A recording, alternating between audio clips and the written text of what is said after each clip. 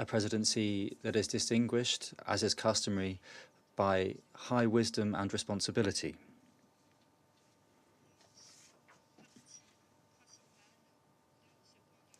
We are a main stakeholder in this agenda item because Israel has been occupying the Syrian Golan since 1967. That is why I am speaking as a main party to this agenda item. President, my delegation restates its position, the position of the Syrian Arab Republic, a position of principle in favor of the rights of the Palestinian people to self-determination and the creation of an independent state across the whole of its national territory with East Jerusalem as capital, and with the guarantee of the return of refugees to their country under the relevant Security Council resolution. These are non-negotiable rights that cannot be subject to concessions, nor should they fall to any side to the side because of any statute of limitations, nor should they be impeded by force. The situation around the Holy Esplanade sees it under occupation and exploited by the Israeli occupying forces. We have seen the issues around the holy sites. Given all of this, the Security Council should, more than ever, go beyond its declarations of condemnation and its expressions of concern. The Security Council should fully assume its responsibilities to see the immediate application of all of its resolutions relevant to the end of the Israeli occupation of Arab territory, including Resolution 2334, on the illegitimacy of Israeli settlements on occupied Palestinian territory, including Jerusalem. On the subject of the intervention made by Mr. Mladinov to the Council today, nothing, in our view, justifies the fact that Mr.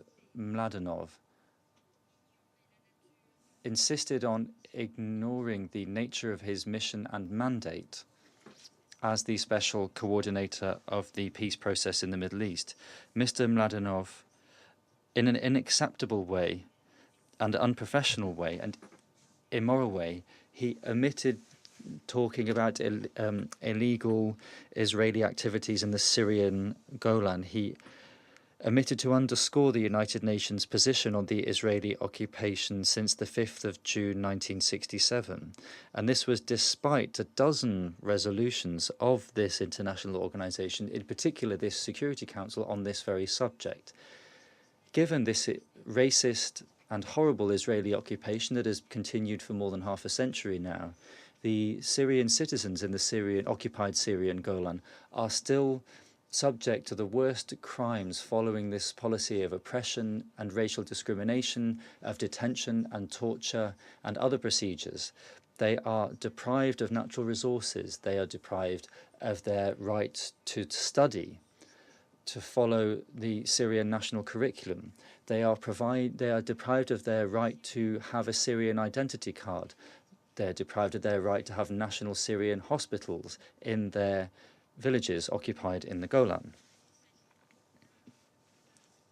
This has been going on for more than half a century now, this occupation, land and property confiscation. The special coordinator ignored the fact that Israel is supporting armed terrorist groups in the occupied Syrian Golan. He didn't deal with any of this. In addition, in a very partial and unprofessional way, Mr. Mladinov decided to justify the attacks of the Israeli occupying forces, as we heard this morning, their attacks on the Syrian Arab army. Mr. Mladinov, may I say, we are talking here about Syrian territory that has been occupied by Israel.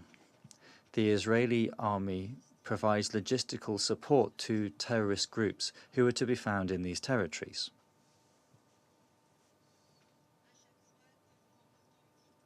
Whenever we gain a victory, we see an attack from these terrorist groups. Israeli military aviation has targeted our Syrian bases, which are a long way from the Syrian Golan, the occupied Syrian Golan. Will Mr. Mladinov continue to justify Israel's support and the fact that Israel is targeting Syrian army bases, which are themselves combating terrorism? Mr. Mladinov should underscore his concern about the fact that the United Nations is refusing to take on its responsibilities. He should talk about the statement made during the conference between the Russian and American presidents.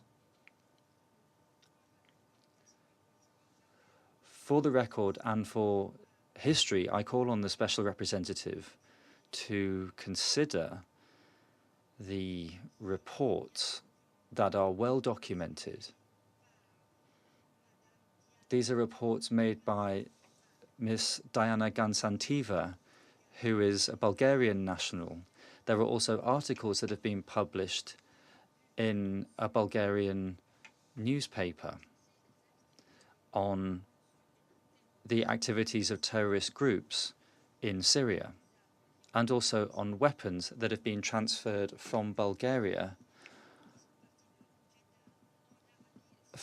on vehicles coming from Jeddah and using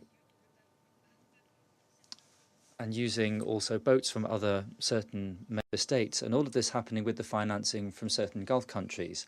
I will come back to this issue with the details, President, when we discuss the issues of counterterrorism in another session. President, it also seems that the Special Coordinator hasn't heard the resolution about the illegal Israeli occupying forces wishing to carry out elections in the occupied Syrian Golan. He called this Israeli law. This is a flagrant violation of our charter and of the UN's resolutions, as well as international humanitarian law and the Geneva Convention on the Protection of Civilians in Times of War, as well as the relevant Security Council resolutions, in particular the resolution that was adopted in 1981 on the issue. This is a resolution which rejects Israel's annexation of the occupied Syrian Golan. It also finds that all Israeli activity in the occupied Syrian Golan is null and void from a point of view of international law. My country, the Syrian Arab Republic, rejects the new Israeli resolution in categorical fashion. We reiterate that the Golan remains an integral part of Syrian territory and that this territory will come back to the fatherland. We also reiterate that we have the sovereign right over the Syrian Golan that has been occupied, and that is within the borders of 1967. This is a right that is non-negotiable and which is to be subject to no concessions. This is our territory, these occupied territories. Sooner or later, the Israeli settlement is going to have to leave. My government, in this regard, calls on the Security Council to apply pressure to Israel to ensure the immediate liberation of Syrian prisoners, in particular Sakti al-Makti, the Mandela of Syria, who has received a punishment of 27 years imprisonment from the occupying powers. He was sentenced a few days ago to a new sentence of 14 years because he dared to expose the practices of the occupying power, which provides logistical support to armed terrorist groups in the south of Syria and in the zone of separation. President, in conclusion, my country, Syria, deems that the Security Council should today fully take on a historic responsibility. A historic responsibility to correct this injustice. If we meet today and on other occasions, then we are doing so to end this terrible Israeli occupation. We need to ensure that we keep to the discussion around this agenda item, this issue of occupation. Israel is perpetuating massacres and occupying territory. This is the only part of the Middle East which has the only party which has biological, chemical and nuclear weapons. Let us recall the terrorist war for the unprecedented destruction around the world and in the Middle East.